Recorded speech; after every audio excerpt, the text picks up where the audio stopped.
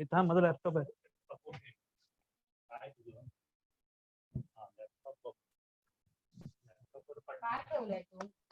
Hello Milind. हाँ बोलो करीम। Hello.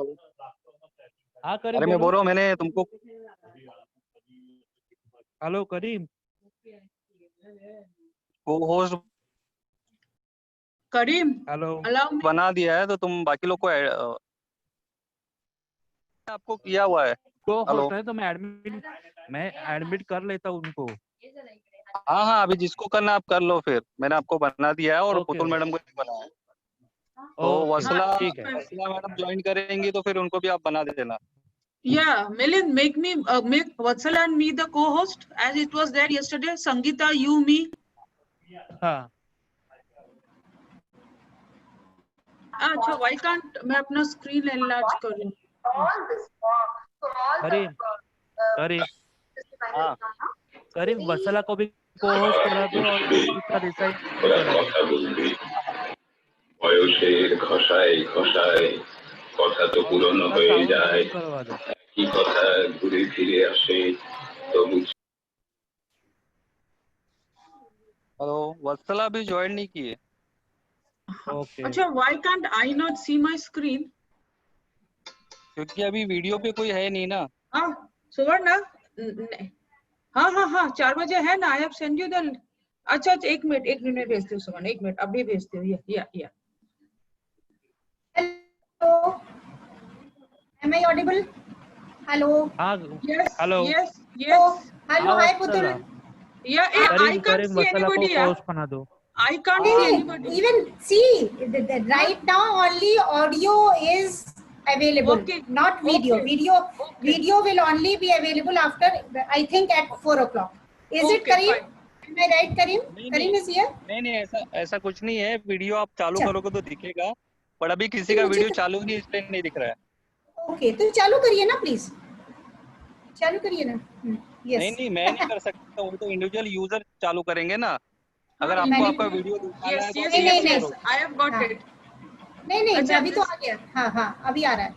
People are waiting. Let's see the waiting room. Who is waiting? Admit, नहीं admit all. I have admitted them. Yeah, I know that. I know that.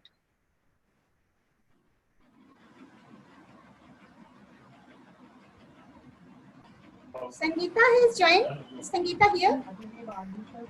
Sangeeta is here. Hi Sangeeta, are you here? No, she's not here. Sangeeta नहीं है। No, she's not Okay, here. I'll just just.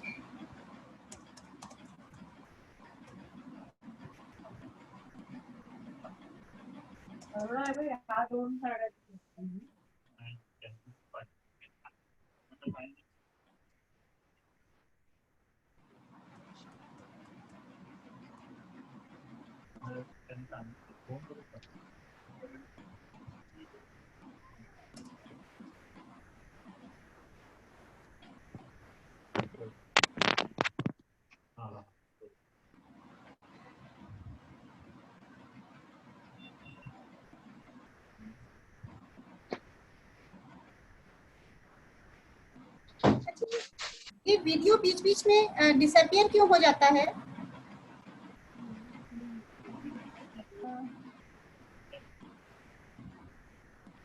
करीम जी, ये video बीच बीच में, मैं कह रही हूँ video बीच बीच में disappear क्यों हो जाता है अभी?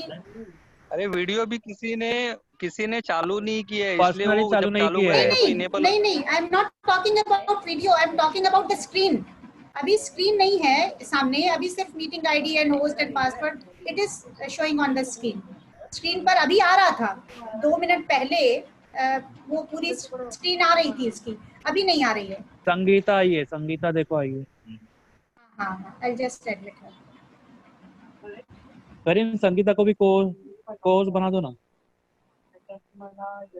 हाय Sangeeta. Hi Vatsala. Now the screen is visible.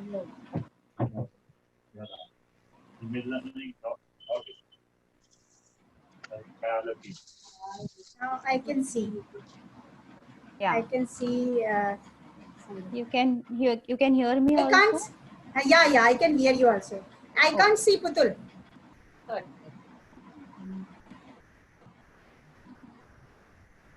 was outside.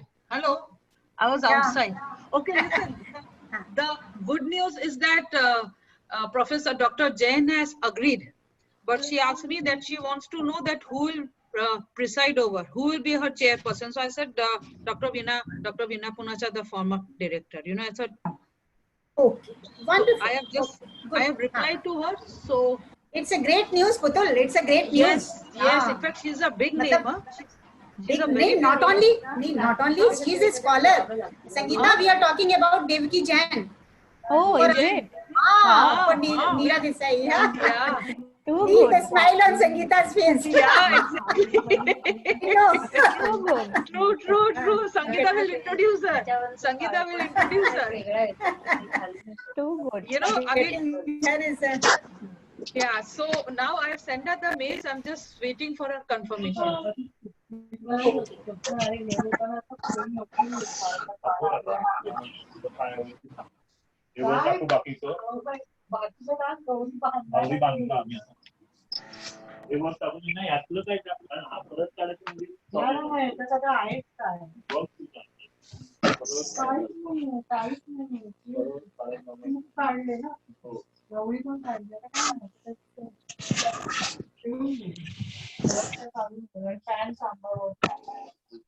ते सोबतीचं बॉक्स म्हणजे मला रिस्क वाटते ठेवताना ज्या प्रकारे वर चढताना म्हणजे असे तो काढण्यासाठी काही रिस्क नसतं, व्यवस्थित केलं की व्यवस्थित होतं. Can we mute everybody? Can we mute the yes, participants? yes. Yeah.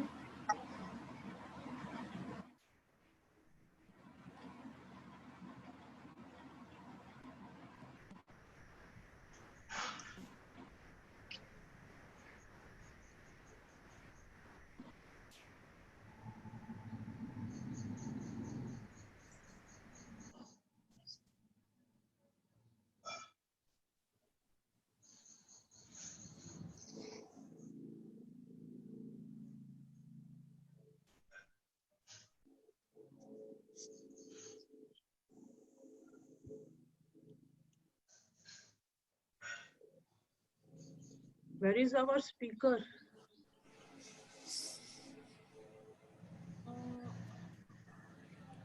Can I see her? No, I don't see her.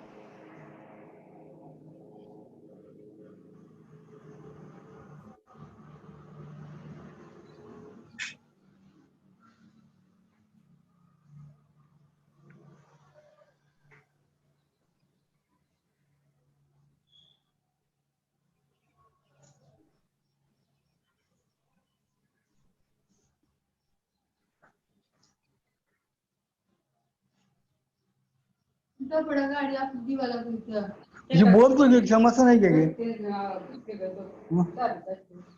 हम दिशा ही नहीं गाड़ी काम चल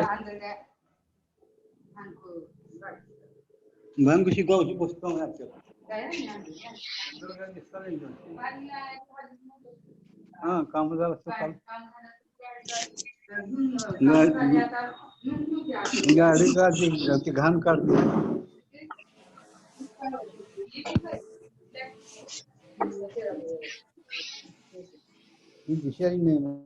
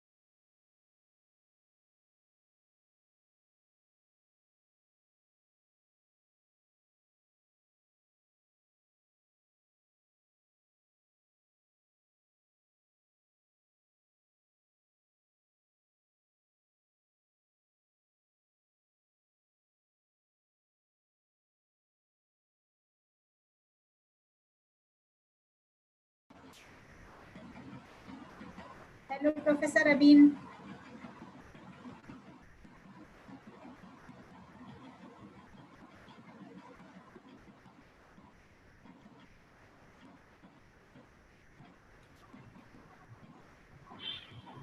Hello, Professor Amin. Hello, can you see me also? I can see your DP and not your video, not your actual video. Your DP is there, yes, it's there. Yeah, why? And you are very much audible. Yes, but I'm just trying to see where the video went. Unmute your video, madam. Unmute. There is a red line on video. You touch it, then it will be unmuted. I can't find that video thing. Wait, No, wait. video and mic both are there. Both are there. Mic and video. If it is having a red line, then it is You not. start video. Wait. Yeah. Start video. Yes. Okay. Yeah. Yeah, that's all. Okay. Now. Nice to see you, Professor Amin. So,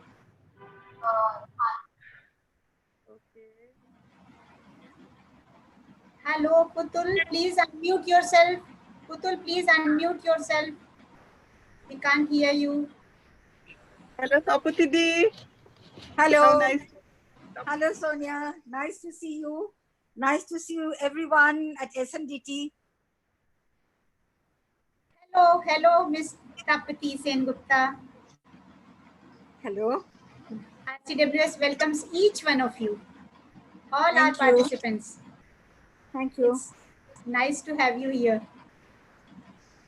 Hello, Putul. Can you hear? Please unmute yourself.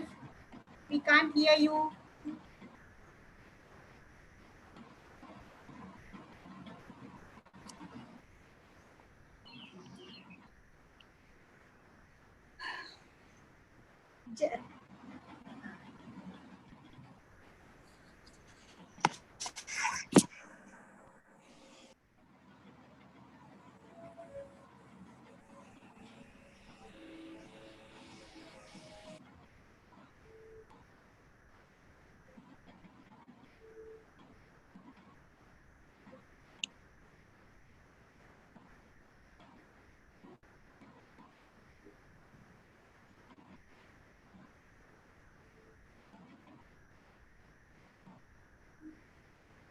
So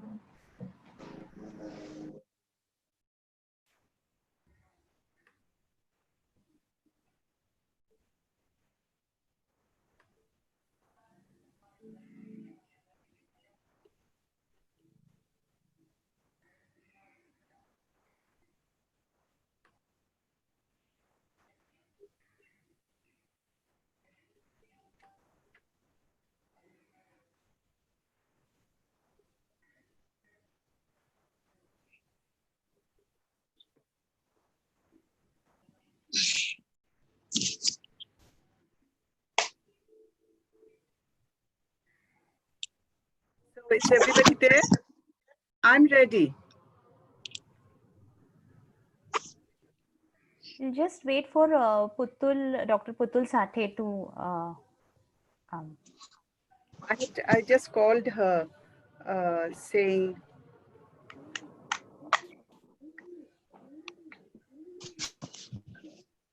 Putul is just joining. Oh. There was something that she is fixing up with her audio and everything, and she is joining in just a couple of seconds. Yeah. I think, yeah. I can see Dr. Professor Amin. Shall we start, Vatsala? Yes, please. Yeah. So good evening, everybody. On behalf of the Research Center for Women's Studies, I welcome all the participants to the second lecture of the 1 month long lecture series on humanitarian crisis during COVID-19. Yesterday we had Professor Ritu Diwan, who I think in a very powerful manner highlighted the situation as far as India was concerned, what was happening in India. But I thought that as part of the global South, we need to know what is happening in our neighboring countries also. And therefore, I mean, it's really an honor for the center that when we sent out the invite to Professor Sonia Amin, who is the former head of the history department, Dhaka University, she accepted, and therefore we have her today. On behalf of the center and the university, I welcome Professor Sonia Amin. And now I would request Dr. Sangeeta Desai to introduce the guest. Yeah, over to Sangeeta. Thank you, Dr. Putul Sathe. Very warm welcome from the Research Center for Women's Studies, SNDT Women's University. As Dr. Putul has already stated that today is the second session of this month-long series on gender sensitization and capacity development. Today we have none other than the eminent academician and renowned historian, Professor Sonia Amin, who has visibilized women and their contributions in history. She will share her views and perspectives on the dilemmas and decisions during this crisis. And we at RCWS are indeed honored to have you with us. A brief introduction to Professor Amin.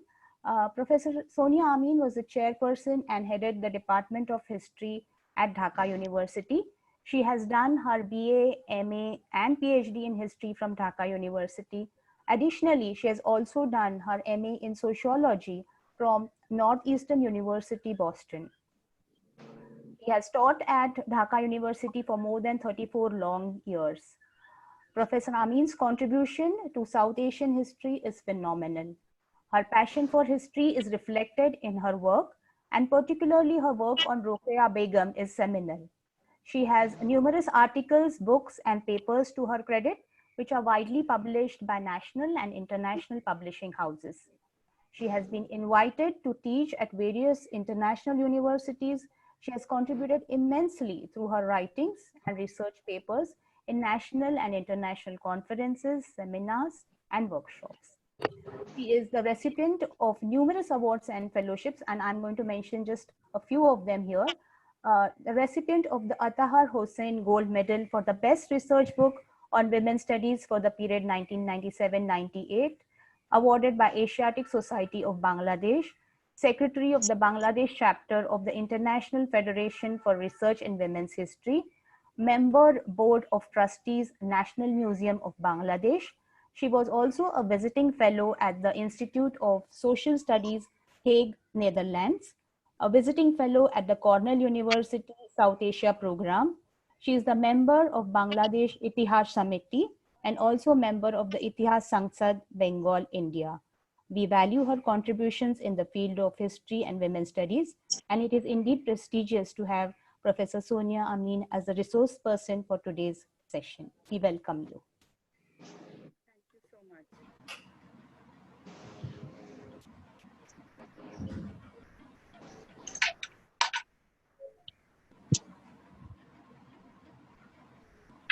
Like me to start?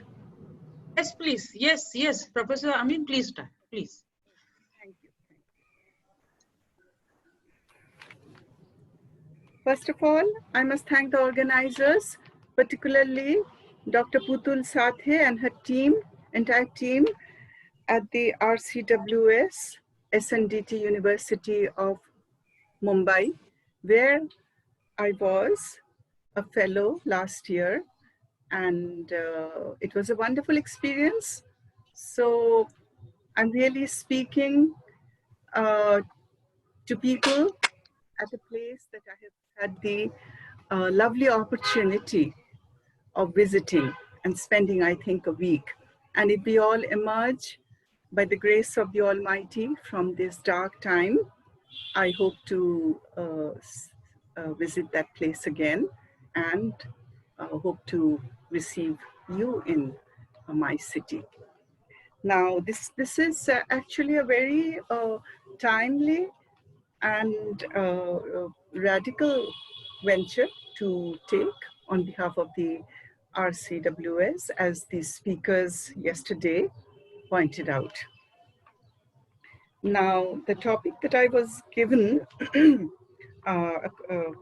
as Putul rightly pointed out, is to focus on our country and to make our a picture of the South Asia, of the condition of South Asia in this COVID period, more holistic and complete.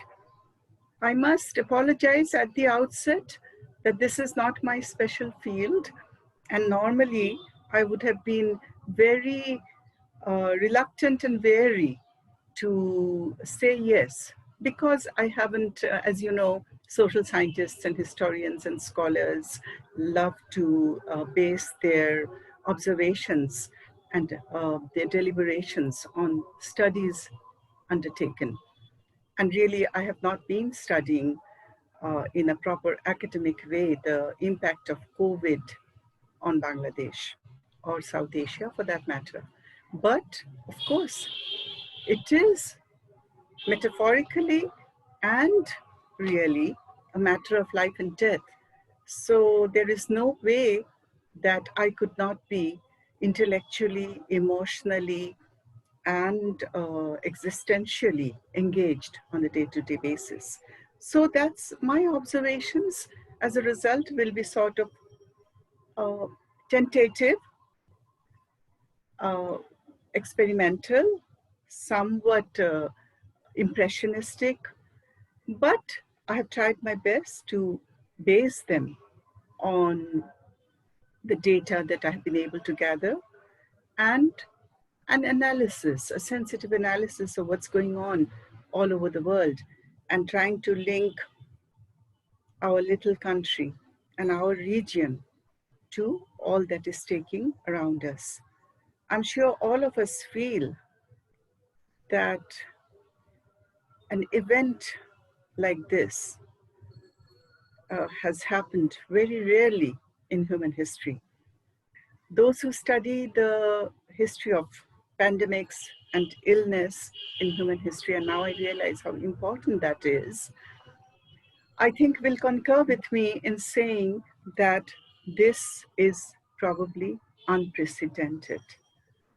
Because whatever the life toll the Spanish flu may have taken, and the bubonic plague, the Black Death, etc., standing in the 21st century with several global powers in possession of such technology, of such knowledge, of the kind that can destroy the world a few times over.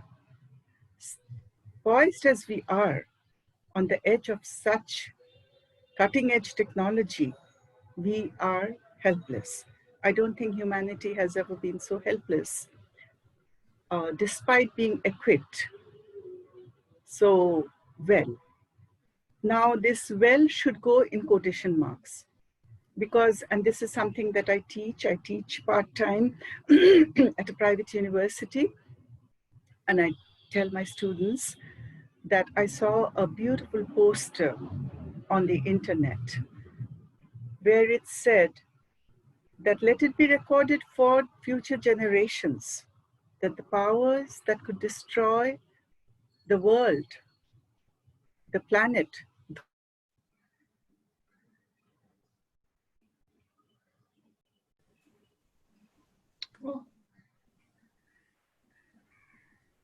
okay. In muting everybody, you muted me also by mistake. Okay, so let it be put on record for future generations that powers that could destroy the world a few times over were helpless in the face of the tiniest enemy, of an invisible tiny enemy. And all their drones, their warplanes, their submarines, their tanks, their nuclear weapons were totally helpless. What saved them was a bar of soap. What was needed were masks and ventilators and PPEs, of which they were lamentably short. So that is such a wake-up call for humanity. Something like this has not happened before. And I like to relate this in a meta-narrative. I think we have to do this. As Arundhati Roy said in her wonderful essay at the beginning of the pandemic almost, the pandemic is a portal. And I think we, the citizens, our politicians, our government will have to, of course, deal with the crisis at a micro level. But it's an opportunity that nature, if you like God, whatever power you believe in, through our way to take stock of where humanity has gone and where it is going to go. And I like what Jane Goodall said in one of her wonderful speeches. She quoted Mahatma Gandhi, and she said, "The earth has enough for man's need, but it does not have enough for his greed." And I think that says it all, actually. Now, so the impossible has happened. And as Arundhati Roy said, this pandemic has brought the mighty to kneel and the world to a halt like never before. But will the pandemic be reduced to another chapter in the long, sad history of human civilization? And as we all know, there's no point in saying that the story of human civilization is one big, glorious trajectory to progress and happiness. No, if that was so, we would not be in the mess that we are in. So will the pandemic be reduced to just another chapter in the long, sad history, just marking what one scholar terms disaster capitalism? Or will a new, better, if perhaps more modest world order emerge from it? And this I'm quoting from Zizek, who has written a book in 2020 called The Pandemic. It is an introductory kind of book, but it's really a book worth reading because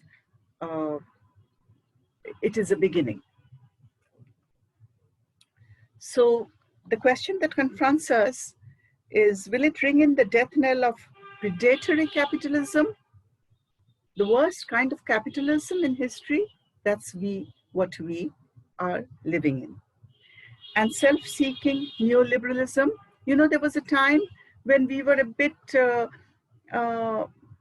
embarrassed or a bit apologetic at uttering these terms, Marxism and socialism. But I think the pandemic, in exposing the horror of naked predatory capitalism, enables even conservative social scientists to utter these words and say that the old normal won't do, the old order won't do. A lot of us around are saying, when will things return to normal? When will things return to the way they were? And very beautifully, again, Ms. Arundhati Roy has said that let's hope that things don't return to the previous normal.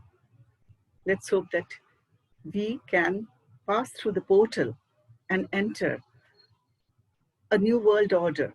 I don't want to make it sound like too much of a fairy tale. I don't want to make it sound too utopian, but obviously the present order has failed us. The greatest power on earth, USA, is in a shambles in every sense of the word. And I have titled my talk today, Dilemmas and Decisions. In the first part, I will deal with the topic in a global way, which I'm doing now. And in the second part, I will zoom in a bit on the Bangladesh situation. So the dilemmas that we have been compelled to face with pandemic are very intense, very vital, life-threatening, life-sustaining, and have to be faced squarely and resolved. But everyone, the government, the citizens, the scientists are almost without a clue, or were almost without a clue about 8 months back. And one of the achievements after 8 months is that the vaccine hasn't hit the market or even a limited stage, but some knowledge is there.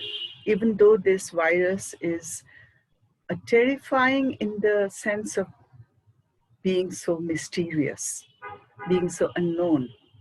Thankfully, its genome sequence has been read and deciphered, but that's about it. No one knows how it will strike, when it will strike, how to prevent it really, in the sense that most drugs are experimental. But nonetheless, though the population of the world is confused, bewildered, struck tragically, it is trying to navigate its way through. It has to face the dilemma. It has been thrust upon the population of the world, and there's no way not to face the dilemmas, rather, and come to decisions. Let's look at some of the dilemmas facing USA, for example, because really that is an absolutely ready-made case study for the laboratory. The binaries there, the dilemmas, the contradictions. It has put a huge question mark to everything we studied and knew about civilization, about democracy, about sanity, about decency, about science, virology. It has put everything on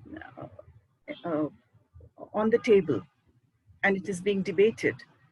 It is so tragic that humanity has to debate whether wearing a mask takes away a person's freedom, whether children who are as yet unaffected by the virus should take the risk of going to school or not. Wearing a mask, for instance, I remember giving a status that is that what human liberty has come to? What science has come to? Denying the virus? In the USA, they're saying that it's a hoax, a conspiracy manufactured by the Democrats. In our country, they said a certain cleric said he has talked to the coronavirus and it has assured him it will not come to Bangladesh. And I'm sure in India you have your parallel examples also. So where is the sanity in this? And one can ask the person who says that wearing a mask takes away my personal freedom, that is your very dubious, suspect, and utterly selfish personal freedom more important than the probable, painful, difficult, and lonely death of someone you may know or may not know, a fellow human being in your country or otherwise? That is what we have come to. And I cannot believe that South Asia can think in terms, just micro terms, can divest itself from these larger debates going on. Okay? And whatever decisions we have had to take, whether it's banging the thali or saying a prayer and thinking the corona won't enter people who congregate on Friday, these are of the same ilk. Because I think once and for all, humanity is face to face with how much it has imbibed the spirit of science and sanity in a very basic manner. I'm not even talking of high science. Okay, so isn't it tragic that we have to struggle, we have to begin? It's like the story of that snail who fell down a deep, dangerous well and tried to climb up. So for every 5 feet it climbs up, it is pulled down again by 2 feet. And its entire journey is all the more difficult and painful. So that's how I feel, that we are like that snail. After the scientific revolution, after the evolution of progress, after Darwin, and after postmodernism, after critiquing Rabindranath and Vidyasagar and saying they are not good enough, they are not radical enough, we are now reduced to this, that the coronavirus, I've had an interview with the coronavirus, it will not visit Bangladesh, or that it's a conspiracy created by the opposite party. Now, so will it ring in the death knell of such unscientific thinking, of predatory capitalism, of neoliberal ideologies? They all go hand in hand. They're a package. And we are capitalist societies. We are in the midst of neoliberal ideologies.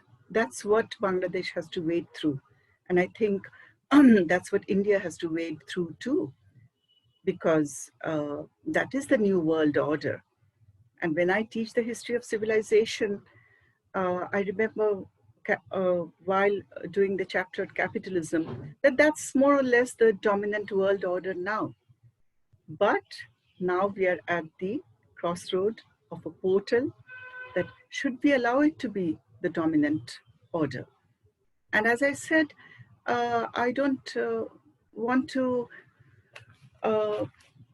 sound like I'm propagating or supporting with my eyes half shut a utopian solution. No, it's about as realistic, as grounded as one could make it. So, having said that, perhaps I shall come a bit to the situation in Bangladesh. And in a way, the situation is unique and it diverges from what I just discussed before a few minutes ago. And in a sense, it really adds up to that or leads to that. We are a part of the world order. The decisions that were taken in our country, and I must be very diplomatic and I must be very strategic, do understand that we all live in very strange times. And one of the, one of the suggestions that scholars make is that the pandemic may increase processes of surveillance, of autocracy, may lead to barbarism, will certainly lead to regulation, control, tightening of the freedom of speech in the name of pandemic management. Fortunately, in Bangladesh, we have a very free press, but I'm not a person of the press. I don't have an entire community who is beside me. I have to speak alone as an academic. So I'll try my best to give a neutral and well thought out reading of what is happening from my humble position. As I said, I haven't done very deep analytical research on this. Now, as you know, Bangladesh is a country with a population of 16 crore, 160 million people. And its ranking on the World Health Preparedness sector is 133rd from going down from the top. So you can imagine that it's it was in a very unprepared state. But then, of course, but I don't think that we should bring that comparison in all the time. But let me do it once again, just this once, that USA was also so very unprepared. They didn't have masks, they didn't have ventilators. Now in Bangladesh, our health service is nationalized, but hospitals, public hospitals are few. The doctor-patient ratio is very bleak compared even to India. I was just looking up the statistics. It's like 1 to 6579. One doctor to 6579 as far as government physicians are concerned. And 1:1847, taking all doctors, including private doctors and nurses. Bangladesh lags far behind its neighbors. So it's in ordinary mathematics, it's 6 doctors, including nurses and midwives, for every 10,000 persons.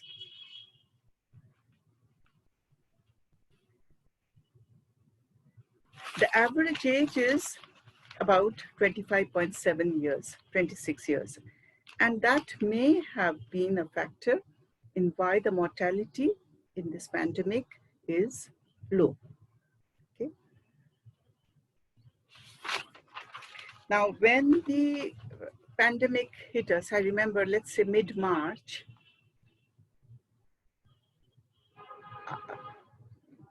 Bangladesh was in the midst of observing the 100th birthday of our great leader, Bangabandhu Sheikh Mujibur Rahman.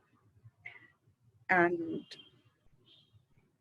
this virus has been such a sort of unseen, unpredictable enemy, that of course it took the government and the country by surprise. To the extreme credit of the government, it must be said that all observances and celebrations were stopped, and immediately the pandemic was taken into cognizance. And that is perhaps the most positive thing I can say about our response to the pandemic. The Prime Minister always wears a mask. There has never been such talk of the pandemic being a conspiracy concocted by the opposition. And there has never been any denial as far as the pandemic is concerned. However, and immediately bulletins on television, on the newspaper, in the electronic and print media, in the telephones, mobiles, miking, all kinds of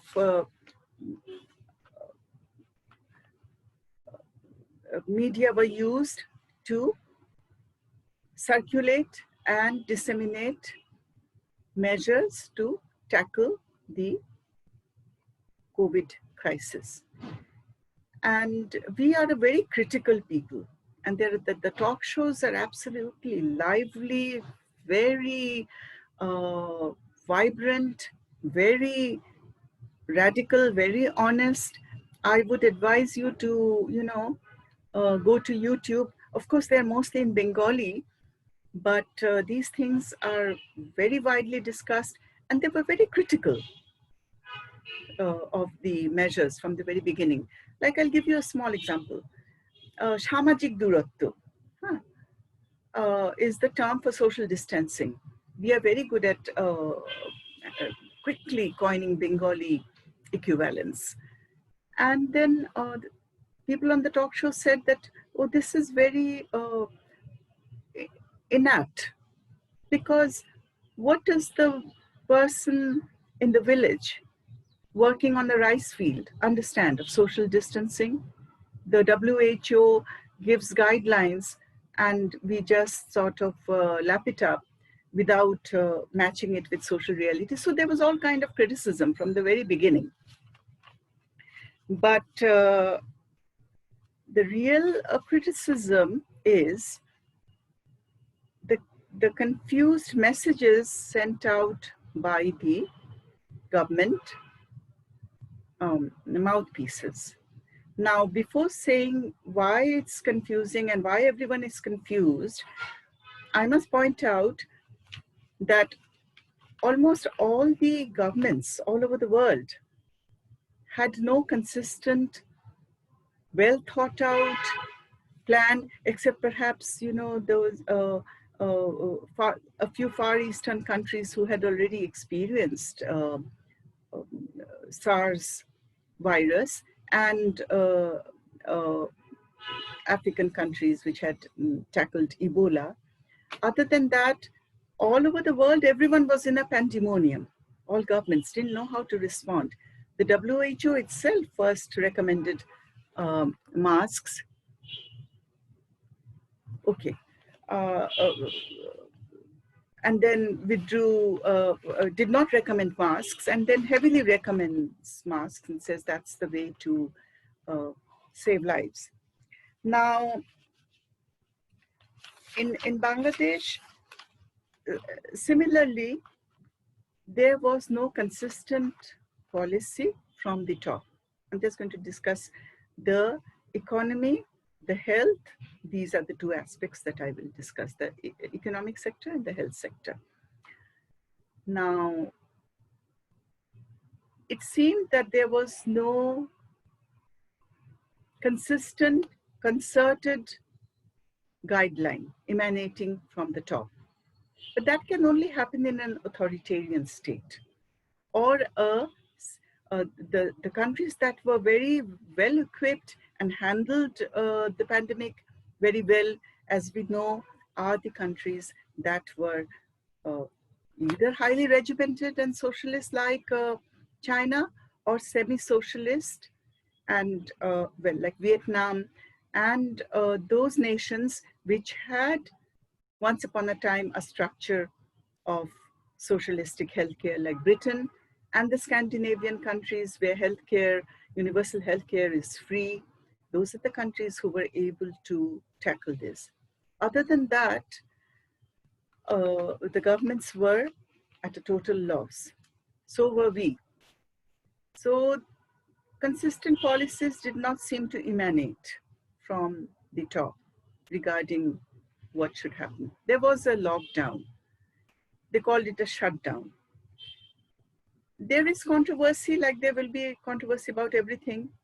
And the government must have faced a huge dilemma, lives and livelihoods. That's the way it was phrased, lives versus livelihoods. And I think all over South Asia. I've seen the migration crisis in India. I've seen pictures. In fact, before that, I did not realize Porijai Shromik, or the migratory labor force, is such a integral and vital part of the Indian economy and society. Anyhow, so Bangladesh did go around March, April into what it called a shutdown. And some scholars and doctors nowadays on television, thankfully, they bring specialists, they bring virologists, they bring doctors, scientists, policymakers, and they of course bring government officials and really grill them. And sometimes the government officials, even the minister, doesn't know how to reply to the panelists. Anyhow, so there is no consensus, but it seems that the shutdown did have a good effect in containing the virus. But what happened, we have to take our political economy and society into consideration. Bangladesh has a very large outgoing migrant labor population. In Italy, Malaysia, Singapore, the Middle East, and they were all being sent back in plane after plane. And of course, the government is honor bound to take them back. Where it slipped up was in not enforcing proper quarantine. But it was not prepared. So there was a lot of hue and cry. The migrant laborers who returned from abroad did not like the quarantine tents, and they fled from there. And that was one of the reasons which led to the spread of the virus so fast all over. The official estimate is about 4,000 deaths and 44 each day, and a total 4 lakh infections. Now I want to say something about that, and then I will go back to the economy. There's a bulletin, official bulletin of the daily death and infection. Now, people are very confused about it.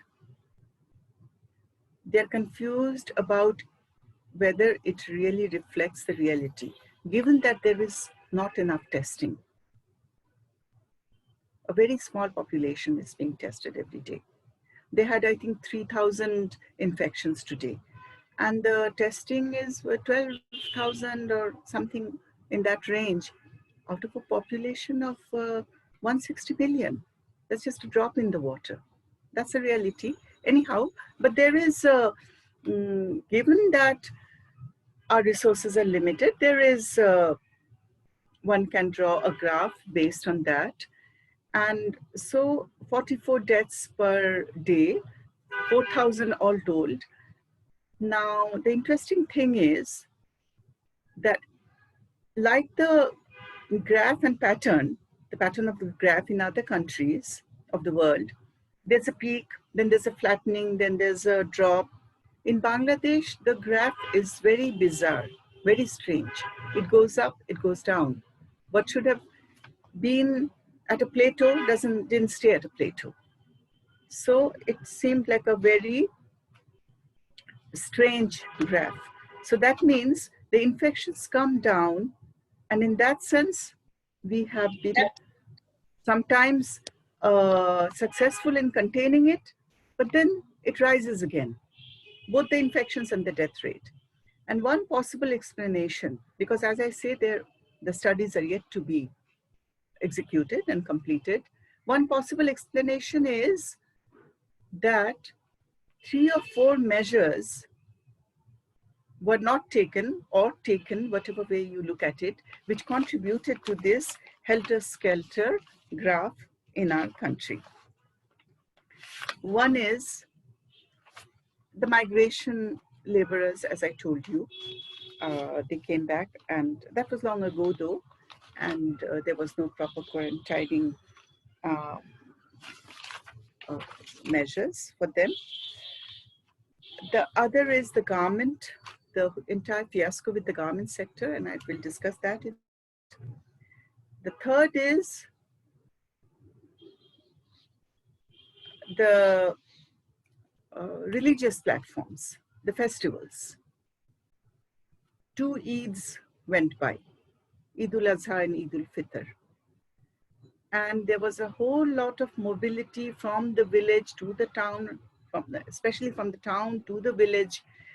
Dhaka has a population of 2 crores or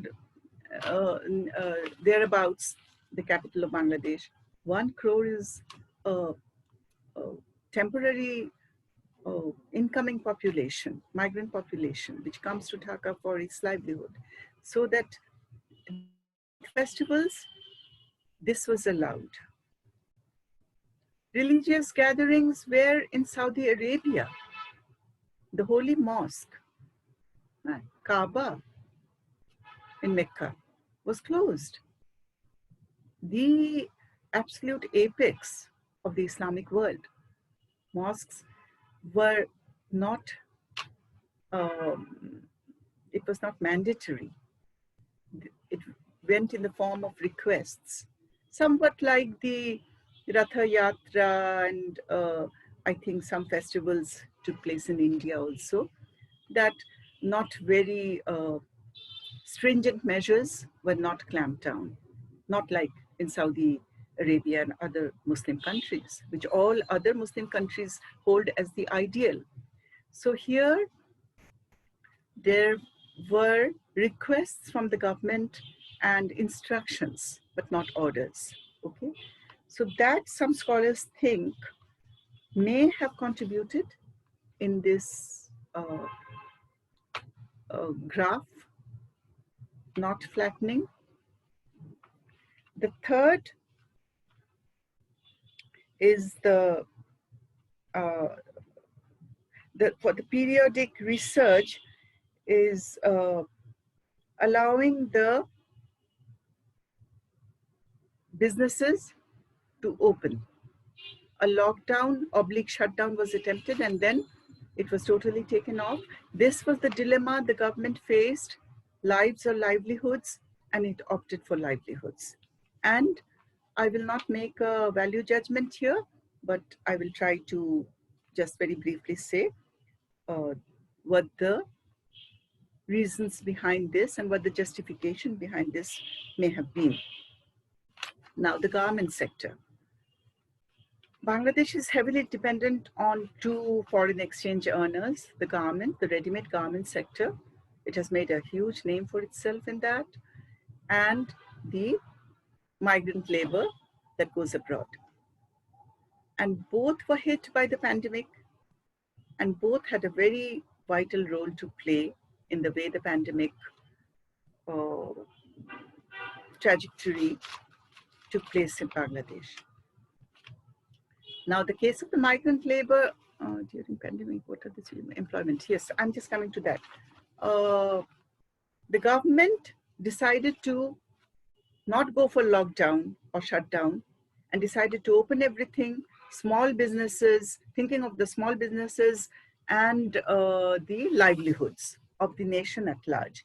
Now, the migrants came, and they went to their villages or wherever, you know, their home was, mostly in the villages. Now the garment sector, when there was a lockdown, the garment sector was supposed to be under lockdown, but here a very interesting political conflict emerged. The BGMEA, the Garment Manufacturer Association, is very powerful. And I won't go into details, but economists will find it very interesting. They really called the shots. So whereas the country was under a shutdown, the garment sector called back its laborers, mostly from the villages, on 2 or 3 occasions. And it's a huge sort of, one could write a Mahabharata, as they say in Bangla, Mahakab, it's a Mahabharata.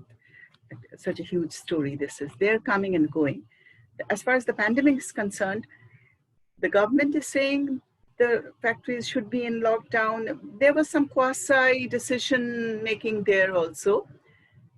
But anyhow, I believe the garment industry recalled its workers, did not pay the wages, got a huge subsidy, 5,000 crore or something like that, from the government, and ran the garment sector. So in a way, that was a sort of very real messy affair. As far as we are concerned, from the vantage point of the pandemic, there was a huge movement. And this mobility was to a great extent responsible. The mobility during the religious festivals, the mobility during the garment opening and reopening, shutting, and the whole fiasco there, took the virus from localized sites all over the country. It took the virus from the urban centers to the villages and vice versa, brought it back to the urban centers. And that is what the middle class scholars, the journalists, etc., were very, please post your questions, okay, were very concerned about and very upset about.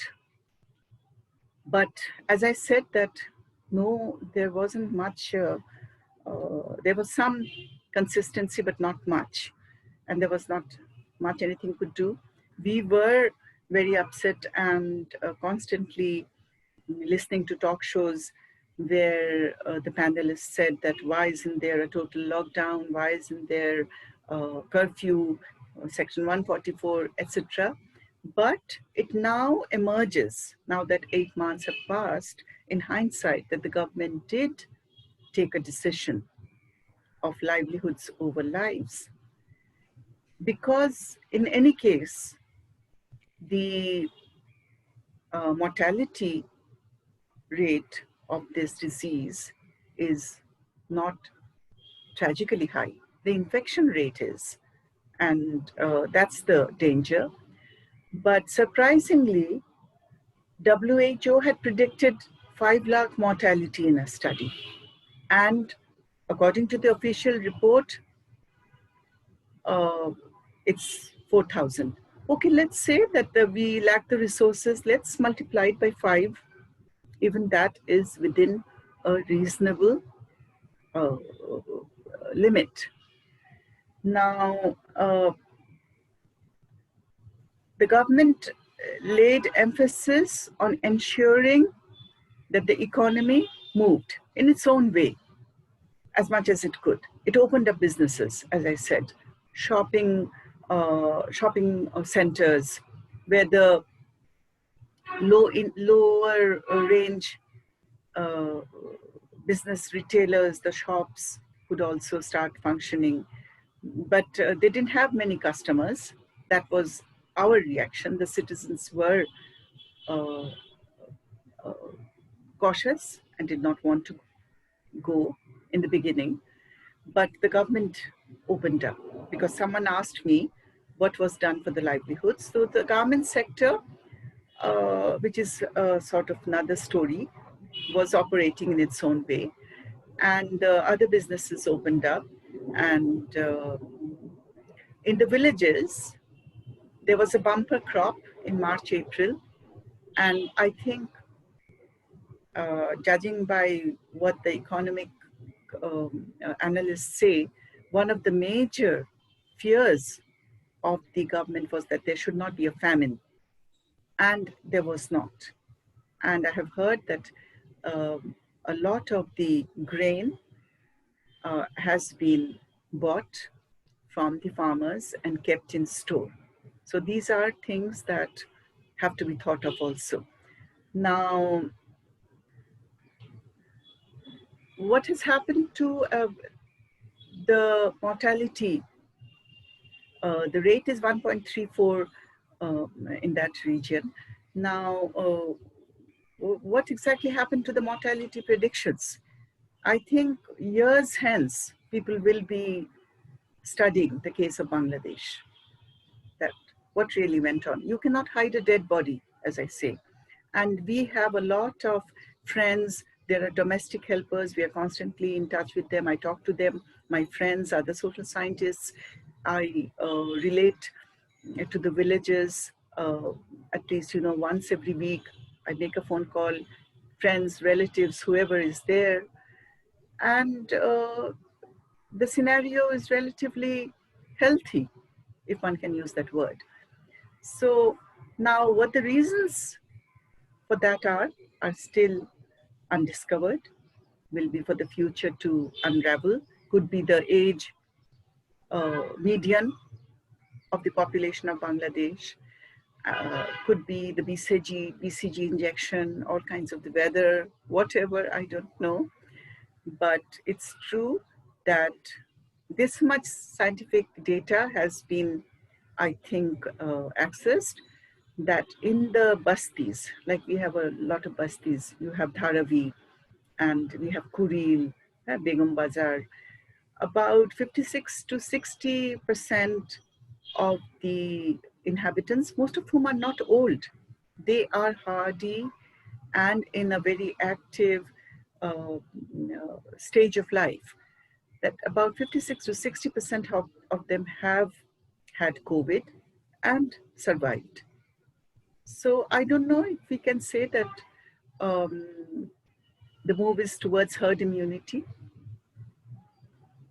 Draw your own conclusions, but certainly lockdown and the lockdown or vaccine, the other scenario, you either have herd immunity, and the other side of the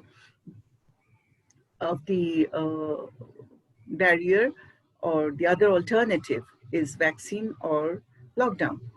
Well, we don't have the latter. We are not experiencing that. But we are constantly told that those who are beyond 55, those who have an underlying condition or comorbidity, please stay home. So basically, I think we are told to take care of yourselves. I was telling a friend that who's over 55, I said, look, we have to just, things haven't changed. And really the corona situation in Bangladesh hasn't really changed since March. It's just that everything has opened up. And so far, touch wood, no tragedy in terms of mortality has taken place yet. We have to see, as far as the economy, there are projections. The economist and business sector says that everything has slowed down. The middle class, its investments are almost dried up. Small NGOs, small organizations, they are feeling a hit, okay? But as far as life and health is concerned, we were discussing the other day that we are doing what we were doing in March.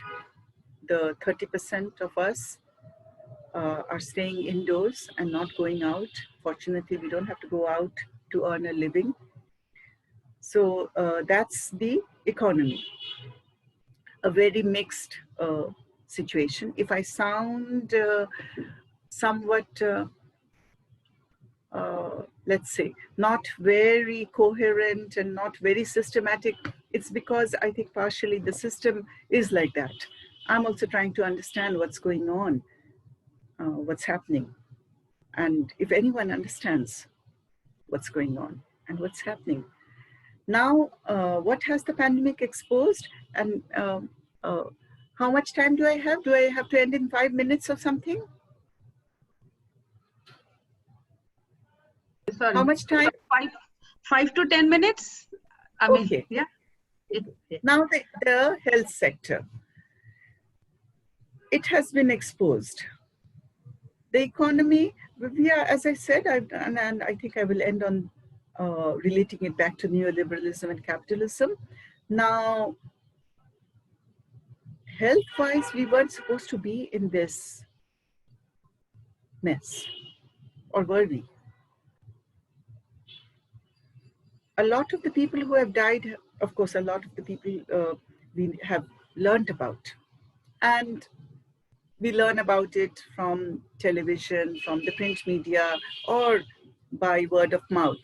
So a lot of the people have been very top-notch businessmen, journalists, teachers, educationists, very well-placed people, CEOs.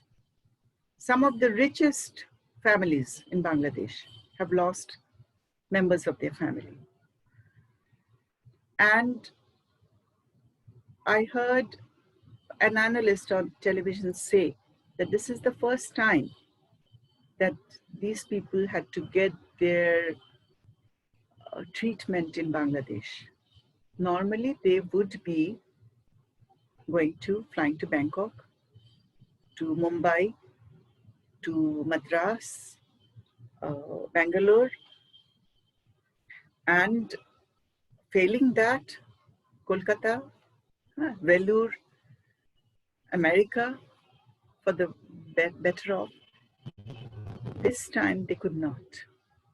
And it's amazing, the heart-wrenching stories of some crorpatis of the Alam industries. 3 brothers were in a hospital in another city, in Chittagong, and the doctor had to decide to whom to give the ventilator. And one of them died. And there was a write-up in the paper saying that you could have built, of course he didn't know, how could he anticipate that, 5 COVID hospitals with so many ventilators. And this was what lay in store. Now, this happened countless times. So this is the first time that the well-to-do in the unequal society that we have, with such a high percentage of disparity, that they had to take life-saving treatment in Bangladesh. And it just wasn't there, that treatment. And this was brought home to the government and to the citizens of Bangladesh, who probably already knew it. And it was emphasized very starkly and tragically to the upper class, that they had to go to hospitals where people living off the streets, a rickshaw puller, an auto wala, would send his family member to. That this pandemic was such a leveler. We say death is a leveler, and that's what this pandemic did. As Arundhati Roy said, it brought the mighty to their knees. And literally, they had to resort to those hospitals. There was a scramble to create some VIP hospital in Bangladesh. The general populace raised a hue and cry and said that why should they have that opportunity? I mean, you really can't, do it in such a stark way. Slipping off to Bangkok in peacetime is one thing. And then doing that, anyhow, it was not allowed. All foreign travel was banned all over the world. So what that did was expose in a very momentous way, even ministers, one or two ministers, deputy ministers passed away, and a very wonderful man he was. They realized that this is the state of the health system in Bangladesh. And I think that unlike India, which is very appreciated, the doctors, the healthcare, I know, I'm sure you will be very critical. The Bangladesh healthcare system was totally inadequate, and also because of the population pressure, the ratio and everything. Now the testing, I'll just give you one statistic and you'll understand. The testing has dropped dramatically. A lot of COVID designated hospitals are empty. And when asked why that is so, one of the answers has been that there is no trust in either the testing or the facilities that the hospital will offer. And there has been some corruption related scandal also. That's another thing. Now, one thing that I realized that I think I should just point out, in India, I believe that's 65% of the people were being given rations, were on rations as of, in normal times. In this pandemic, the coverage became 78%, and that is really commendable. In our country, there was a rationing system that was dismantled at the request of the World Bank. Our present Prime Minister tried to renew it, but the coverage as of now is still very minimal. Acha. Okay. Now, so the government did have a relief package, but I asked an economist friend of mine today, and he said that it does not compare very favorably with the one that India is offering. There is a relief package, but it's really not enough. But anyhow, thanks to nature, the crop has been very good. And the Durga Puja, the Puja of Bengal for the Hindu community. And while I'm in the Zoom meeting, I extend my autumnal wishes and greetings to you on your puja. Now, I just saw on television two very positive things. Schools, universities, educational institutions are not going to reopen, and that's wise. Shops have been reopened, fine, I understand, but it would have been very dangerous, and the Prime Minister and the Education Minister took a decision against it.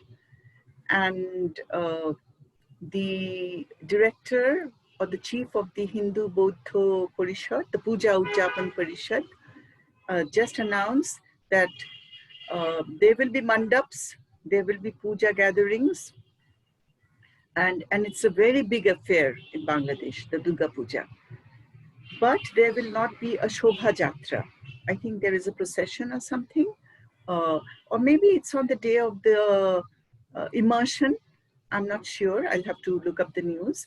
So they are exercising their restraint, and even in some mosques, the imams in the last Eid, they did maintain social distance and made mask wearing mandatory. So in a sense, I was asking my friend, how do we survive? He said that, whatever the government did or didn't do, and we are a very indisciplined lot. Historians among you will know that of Bengal, it was said, Abul Fazal, I think it was who said, that Bengal is the thorn in the crown of the Sultan, always trying to rebel, a very rebellious people. So mandatory decisions could only be taken in places like Eastern Asia. If I might bring in the term, the Eastern races, who have a long tradition of living under a disciplined regime. So we tried zoning in Dhaka, in Bangladesh. Didn't work out. People were so unruly, but would have been wonderful if it had worked out like Kerala. Kerala is a model. We all look up to Kerala, absolutely. Now, I will just end by reading out from Arundhati Roy. And I don't know too much about this topic because I haven't studied it or done research in detail, as I said. But and I hope the questions will not be too difficult if there are any. But I just want to end this, that we are a capitalist system living with a want to be, as they say, wanna be, neoliberal ideology. Now, how much of a portal will this be for us? Unlike USA, there is no social movement going on. Thank you. Thank you very much for your appreciation. Now, unlike USA, which is, as a historian, it's a moment, tragic as it is, it's a moment that a historian would not have missed, or a social scientist would have missed for all the world. In USA, there is the pandemic of health, there's the pandemic of superstition, and then there is this rejuvenating, unprecedented social movement, the Black Lives Matter movement, the movement for equity, for healthcare, that universal healthcare is a fundamental right. Now in Bangladesh, there's no movement like that going on at the moment, and neither in India, I think. So given that there's no movement, how much political activism can we expect? How much of a portal can this pandemic be for Bangladesh to enter a new order? Personally, I don't think much,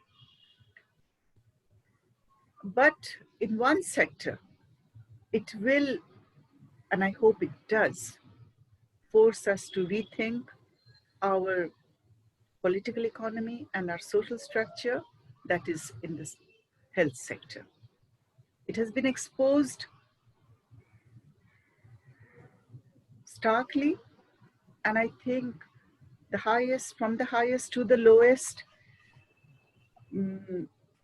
everyone has understood that there needs to be a very deep and comprehensive change there.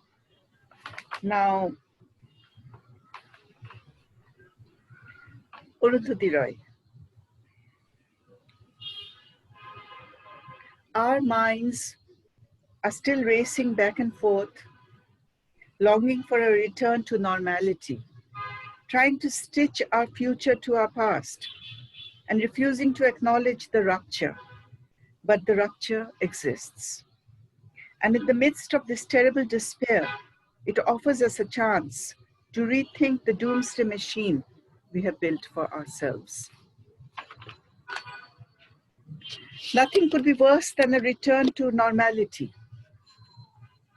Historically, pandemics have forced humans to break with the past and imagine their world anew.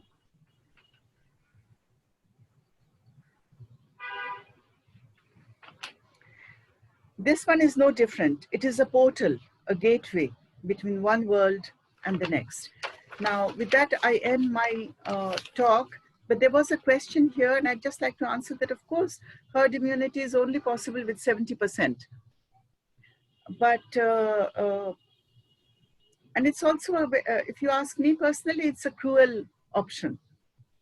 It's a very cruel option, but who am I to say anything? When the resources aren't there, herd immunity or no herd immunity, there was no way to look after 160 million people. So I suppose it's left to nature, to science.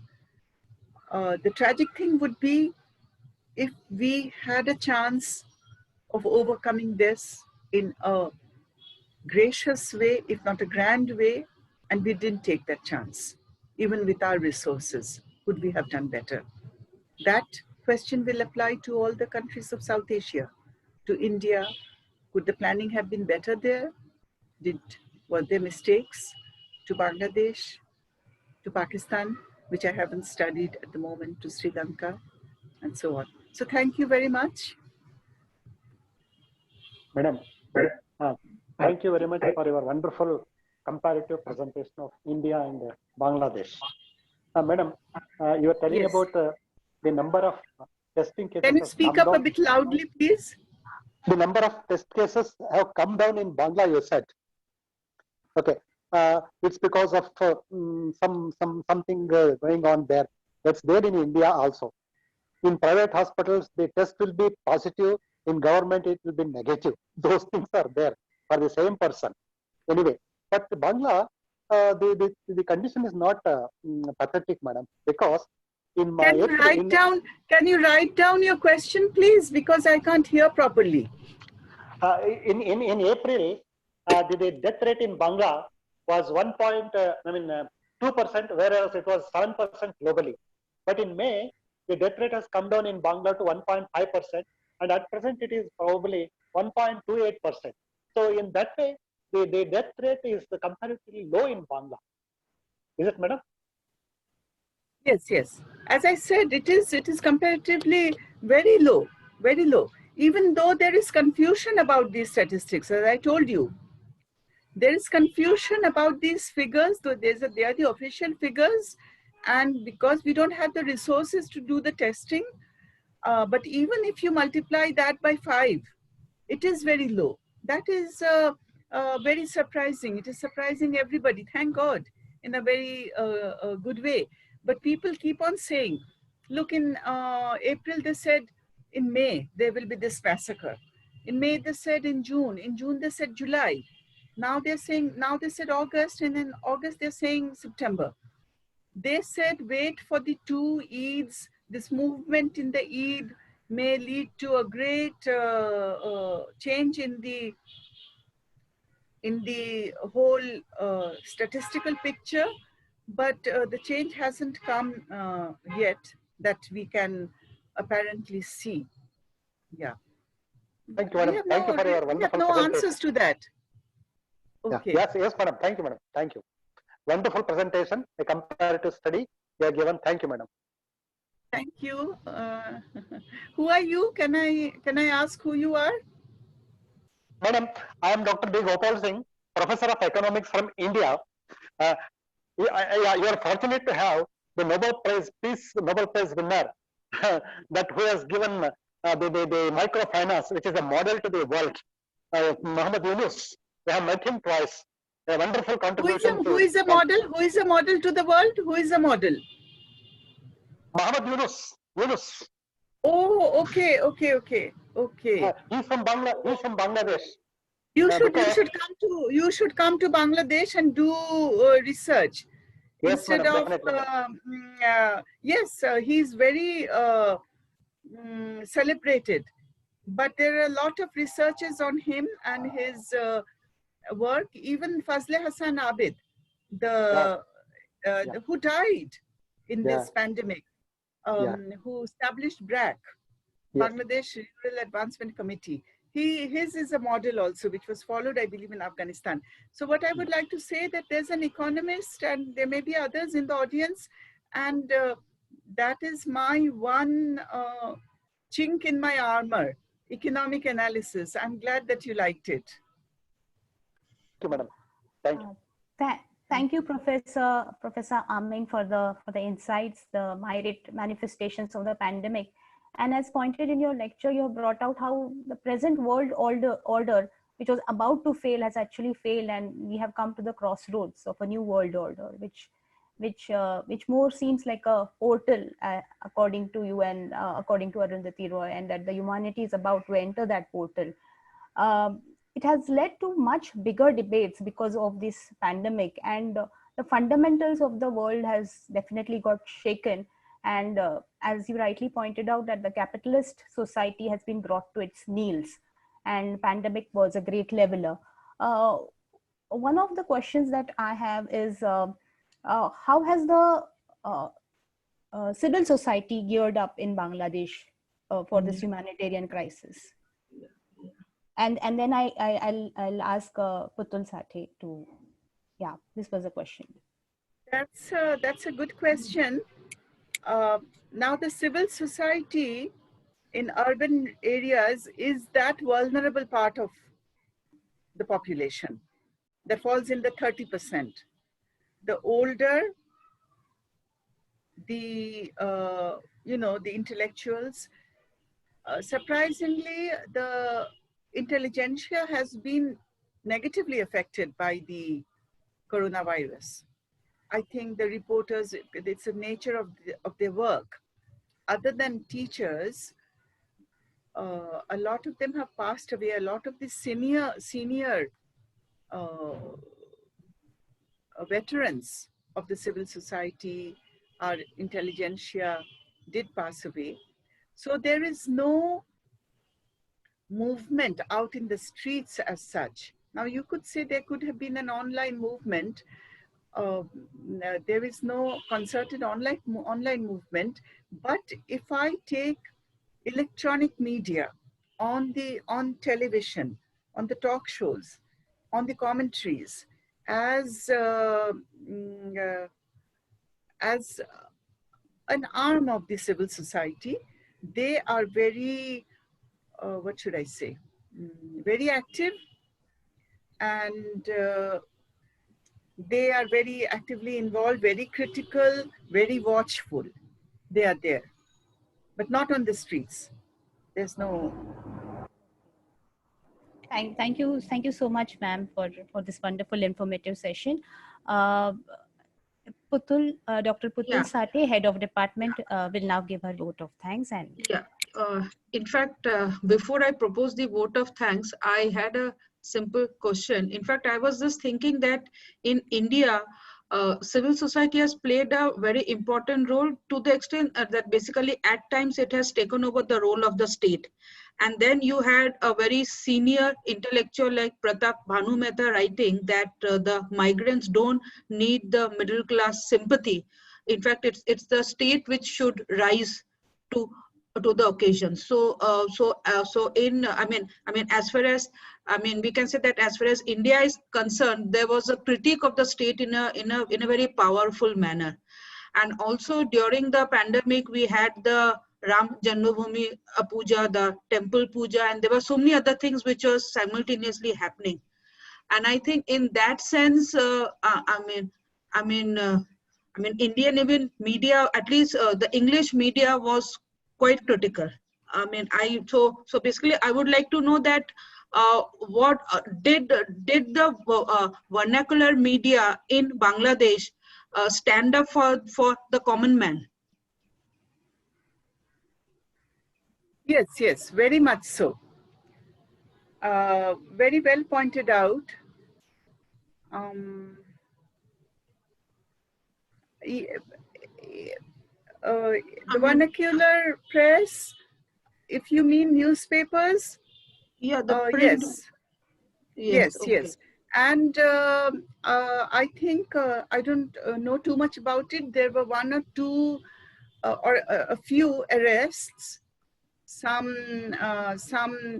Facebookers were arrested, right? And there was a teacher amongst them also, right? And for all TV debates, look up the case of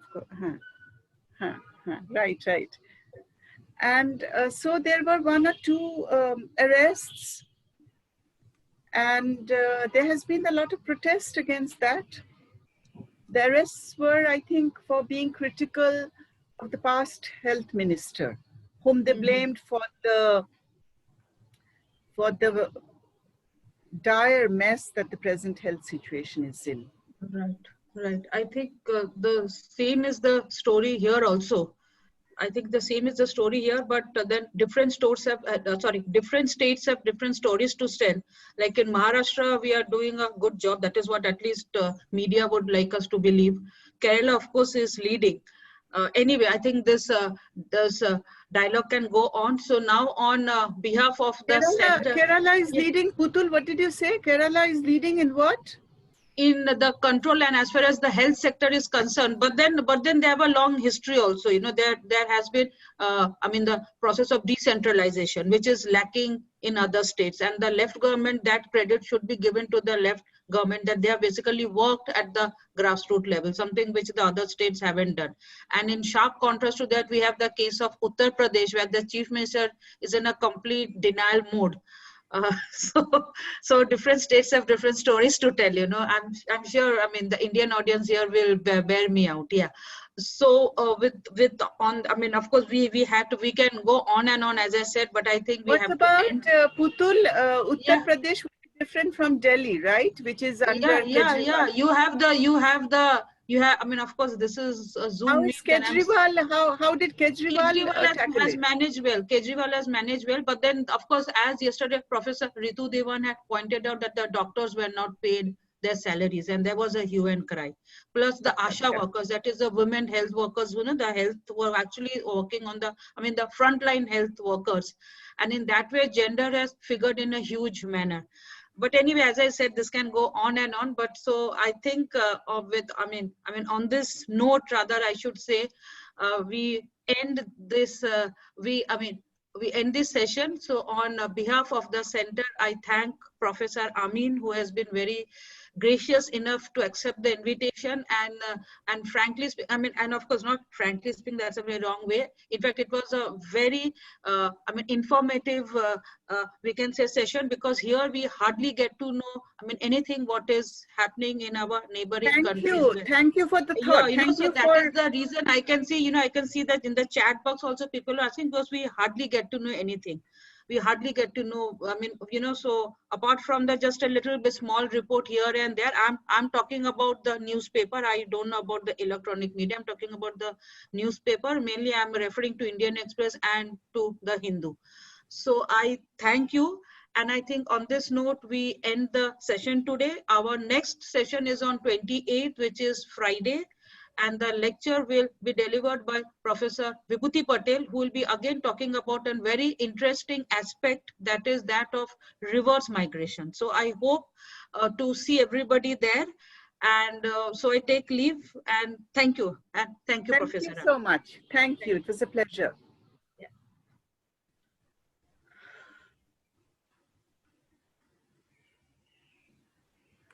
Thank you. Thank you.